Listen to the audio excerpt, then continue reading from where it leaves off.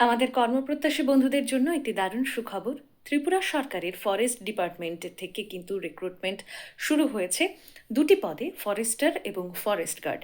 Forster পদে মোট শূন্য পদ রয়েছে ১০৪টি, আর শিক্ষাগত যোগ্যতা হতে হবে ন্যূনতম উচ্চ মাধ্যমিক পাস, এবং ফরেস্ট গার্ডের ক্ষেত্রে মোট শূন্য পদ রয়েছে ১৬৭টি, এবং শিক্ষাগত যোগ্যতা হতে হবে মাধ্যমিক পাস। ১লা মে ২০২৬ থেকে আবেদনপত্র জমা নেওয়া শুরু হয়েছে এবং চলবে ৩১শে মে ২০২৬ বিকেল ৫টা বেজে ৩০ মিনিট পর্যন্ত।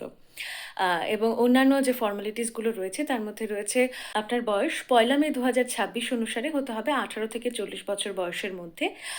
এছাড়াও এসটি, এসসি এবং সরকারি কর্মচারীদের ক্ষেত্রে ৪৫ বছর বয়স পর্যন্ত আপনারা আবেদন করতে পারবেন। ৮৫% নম্বর লিখিত পরীক্ষা থেকে নেওয়া হবে এবং ১৫% নম্বর থাকছে ইন্টারভিউতে। আর ৪ ঘন্টায় পুরুষদের ২৫ কিলোমিটার হাঁটতে হবে এবং মহিলাদের ৪ ঘন্টায় ১৬ কিলোমিটার হাঁটতে হবে।